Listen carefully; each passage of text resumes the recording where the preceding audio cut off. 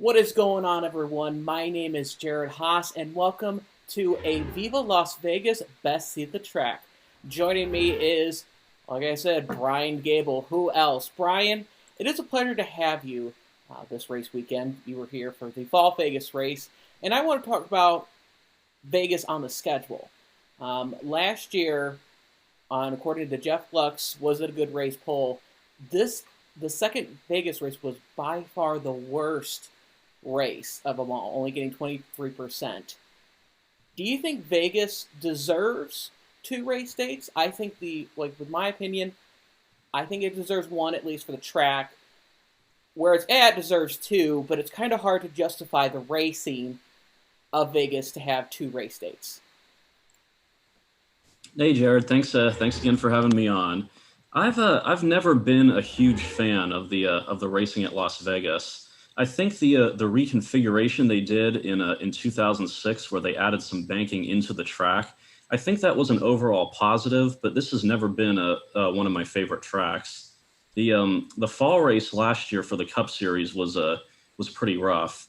And then I know there were a lot of folks out there that enjoyed this race in the spring a year ago, which I thought was better than a lot of Vegas races, but not really one of like the top few races of the year, like I think a lot of other people thought. So I recognize that Vegas is an interesting town, and they've got a growing sports scene there. So especially with this track that has the infrastructure to host a big crowd that's worthy of the Cup Series. I'm okay with them being a yearly stop like it was for so many years on the Cup Series schedule, but I've never thought the racing there was really that great to justify this second date that they added a few years ago. Like I said, I think I agree with that statement right there too.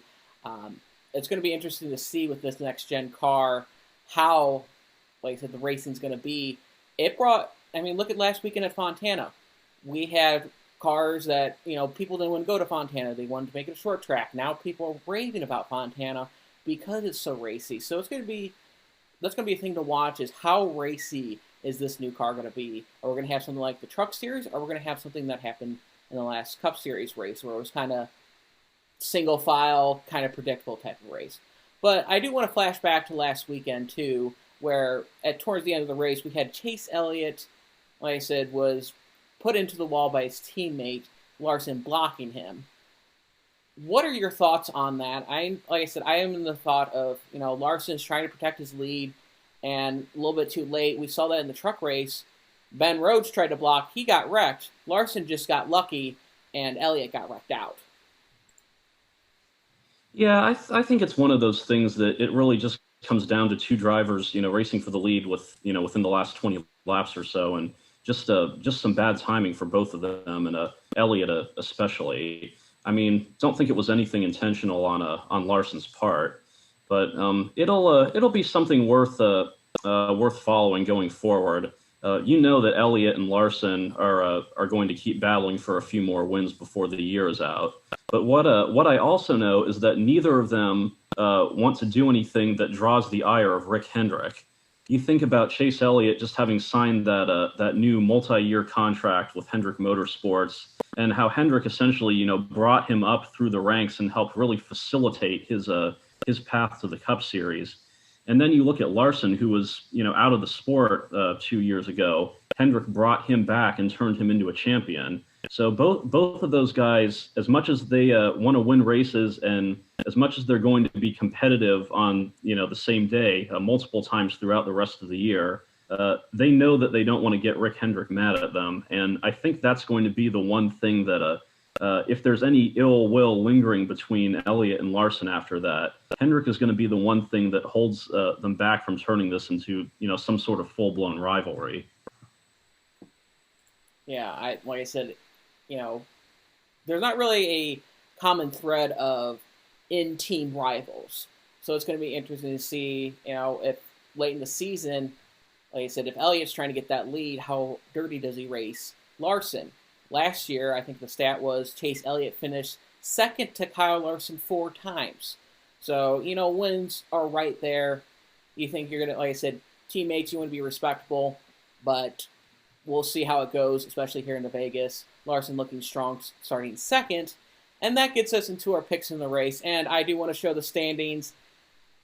Last weekend, I picked Larson, and he won. So, like I said, I am a clean sweep so far against everyone else who's joined as a guest so far.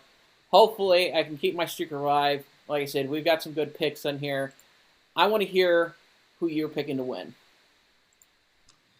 Well, for this week, I'm going to pick Ryan Blaney for the win. We've seen Team Penske really excel at Las Vegas over the years, and Blaney especially even before he had that real breakout season last year. We've seen him run up front and lead a lot of laps at Vegas. I think this is finally going to be the week where he gets it done, especially considering how fast he started off this year. They ran into some problems last week at Fontana with the pit crew that really held Blaney back from seriously contending for the win there. But I think that's going to get fixed up this weekend, and we're going to see Blaney in victory lane. Well, I'm going to go with the team that's already won this year, but a different driver. I'm actually going to be picking William Byron to win. And people don't realize that Byron has led laps in both the races this year, yet he's failed to finish. He performed really well last weekend at Auto Club, and you look at last year. He started the season with his first two races, like I said, terribly. Then he won a race at Homestead, different track, and then started that streak of top 10 finishes that ran until midsummer. William Byron has performed well, and he showed that he didn't have the good qualifying speed, but he had good practice and long-term speed, which is pretty critical for something at Las Vegas. Bryan, it was great to have you on here too. And from everyone here on Frontstretch.com, have a great weekend.